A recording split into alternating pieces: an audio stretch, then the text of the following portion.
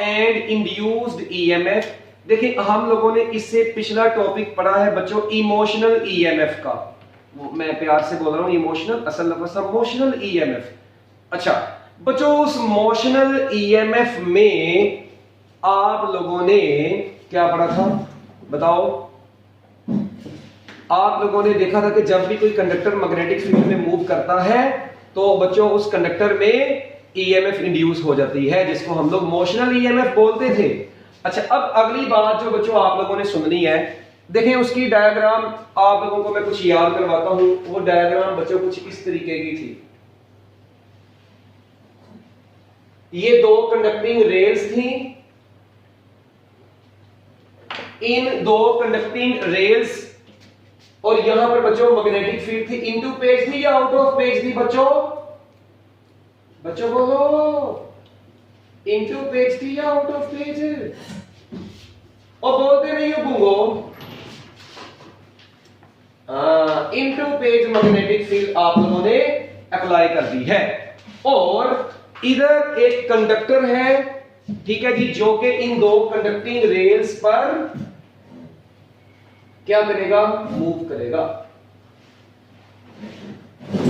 अच्छा अब मेरी बात सुने, हम लोगों को यहां पर आप लोगों को याद होगा बच्चों, यहां पर आप लोगों ने क्या काम किया था? इन दोनों एंड्स के दरमियान में आप लोगों ने एक गैल्वानोमीटर लगाया था। ठीक हो गया? ये वो बातें हैं जो कि हम लोग कल के लेक्चर में बच्चों, लास्ट लेक्चर में यानी पढ़ चुके हैं। अब देखें मैंने क्या काम किया बच्चों, मैंने इस रॉड को पोजीशन 1 से कहां पर पहुंचा दिया है बच्चों? पोजीशन 2 पर पहुंचा दिया है। अच्छा सपोज करते हैं पोजीशन 1 का जो इसका डिस्प्लेसमेंट है ना बच्चों, लेट वी से वो x1 है, तो बच्चों पोजीशन 2 तक का डिस्प्लेसमेंट क्या होगा?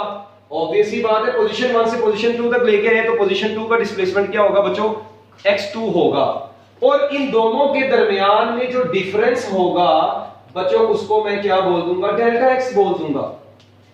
अब मेरी बात सुने बच्चों, आप लोग अगर यहां पर थोड़ा सा गौर करें, आप लोग क्या काम किया? आप लोगों ने इस कंडक्टर को पोजीशन 1 से पोजीशन 2 तक लेकर आए हैं किसी पर्टिकुलर वेलोसिटी v के साथ। तो बच्चों मुझे ये बताओ इस वक्त इस कंडक्टर में ईएमएफ इंड्यूस हुई है? बिल्कुल हुई है।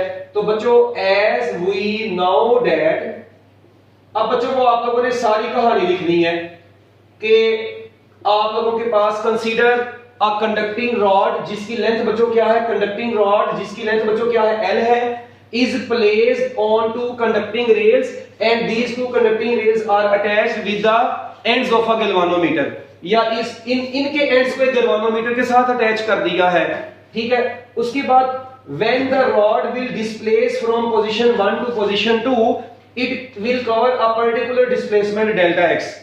As we know that when this conductor will move across the magnetic field the EMF will induce which is equal to minus VBL sin theta. Minus VBL sin theta has theta is angle between velocity and magnetic field, so obviously from figure we can see that the velocity is directed from left to right and the magnetic field is into the page, so the angle between velocity and magnetic field is 90 degree. So sin 90 degree कितना होता है? 1 के बराबर होता है चरसी। तो बच्चों EMF बराबर आ गई माइनस VBL, क्योंकि sin 90 तो 1 हो गया। अच्छा अब अगली बात बच्चों, अब देखें आप लोगों को पता है जो वेलोसिटी होती है ना, ये डिस्प्लेसमेंट ओवर टाइम होती है। बच्चों क्या मैं लिख सकता हूं? Velocity is equal to displacement per unit time. जी बोलें। और यार वेलोसिटी डिस्प्लेसमेंट ओवर टाइम नहीं होती गुंगो, क्या करते हो यार? वेलोसिटी होती है डिस्प्लेसमेंट ओवर टाइम, तो मैंने लिख दिया डिस्प्लेसमेंट ओवर टाइम। अब क्या मैं इसको फर्दर ऐसे लिख सकता हूं? E is equal to minus delta X delta X, मैंने बच्चों लेंथ को एक साइड पर लिख दिया, साथ में b divided by delta T L वैसे लिख दिया।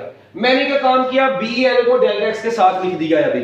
अब यहां पर मुझे एक चीज बड़ी अच्छे तरीके से नजर आ रही है, वो क्या कि ये डिस्प्लेसमेंट इनटू लेंथ ये मिलकर एरिया बन जाता है।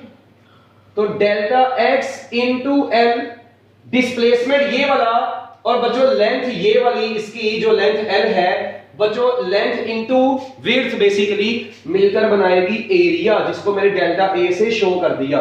तो बच्चों मैं इसको ऐसे लिख सकता हूं, EMF is equal to minus delta A into B divided by delta T. और बच्चों एक इंटरेस्टिंग चीज, आप लोगों को पता है जो डेल्टा फाई होता है वो बराबर होता है बी डेल्टा ए के। मैग्नेटिक फ्लक्स का फार्मूला होता है ना B, magnetic field strength and surface area, area vector का डॉट प्रोडक्ट बी, उसको सॉल्व करते हैं तो ओवरऑल बी डेल्टा ए की जगह पर मैं डेल्टा फाई लिख सकता हूं ना। बोलो। अब देखें बच्चों, अब आप लोगों ने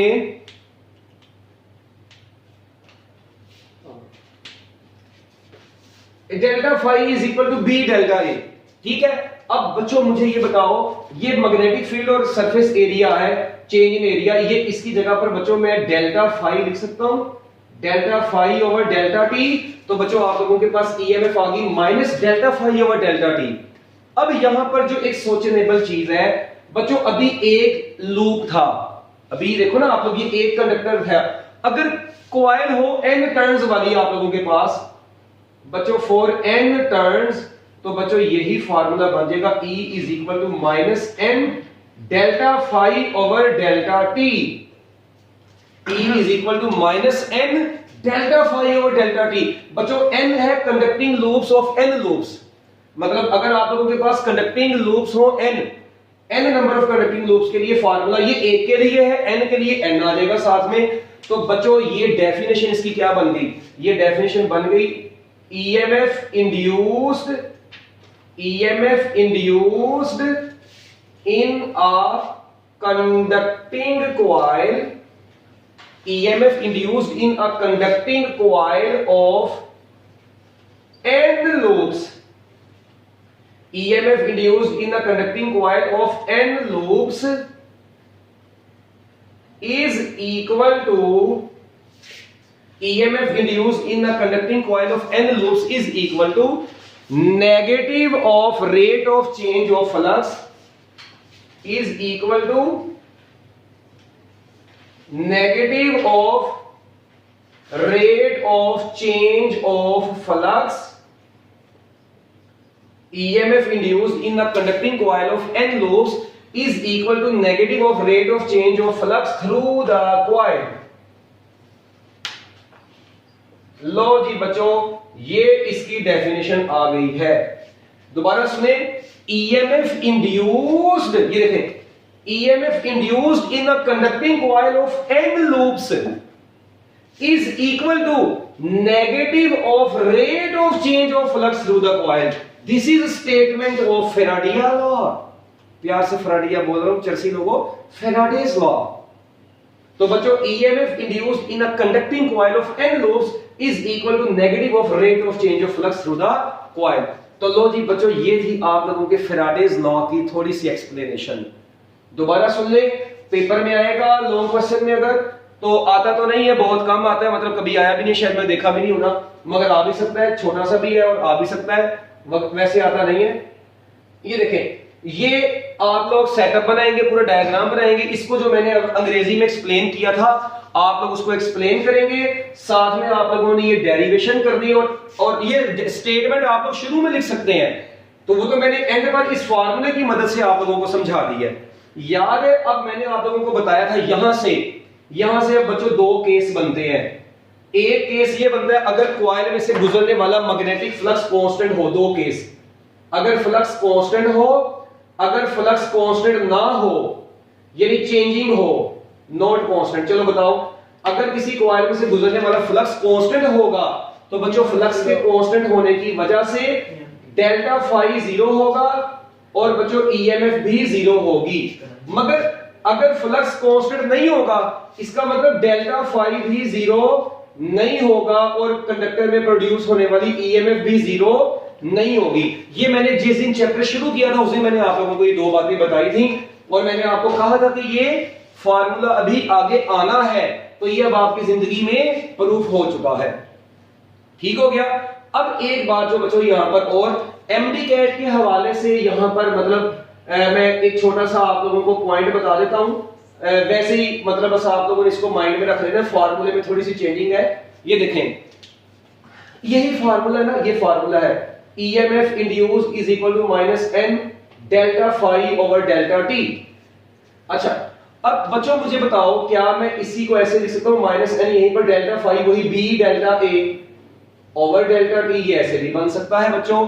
अच्छा, अब मुझे बताओ अगर कॉइल सर्कुलर हो तो बच्चों b तो डेल्टा a की जगह पर पाई r स्क्वायर आ सकता है डिवाइडेड बाय डेल्टा टी। बच्चों ये एमडी कैट के हवाले से भी फार्मूला इंपॉर्टेंट है। इसके अलावा मतलब रेडियस आपको दिया हो, टाइम दिया हो, जिस टाइम में मैग्नेटिक फील्ड उसमें से पास की है, नंबर ऑफ टर्न्स दी हो तो ईएमएफ निकालनी होती है। ये फार्मूला आपकी न्यूमेरिकल्स में भी यूज होना है आगे, तो ये आप लोगों को पता होना चाहिए इस फार्मूले का। ओके, याद हो जाएगा ये? हाँ जी, Q is equal to I into T होता है। तो लो जी बच्चों, ये था आप लोगों का एक छोटा सा फैराडेज लॉ का टॉपिक, जिसको आप लोगों ने अच्छे तरीके से करना है। इसको आप लोग एक मरतबा बुक से रीडिंग कर लो। ओके, अल्लाह हाफिज।